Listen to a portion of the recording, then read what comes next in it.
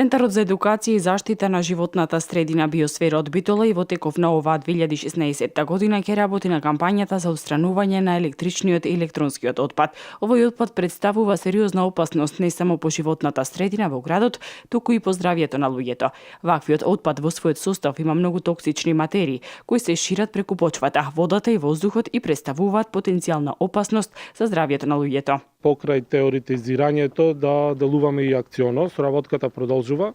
со тоа што целата акција во пролетниот период ќе издигнеме на регионално ниво, вклучувајќи ги учениците од основните и средните училишта од општините на Пелагонискиот плански регион.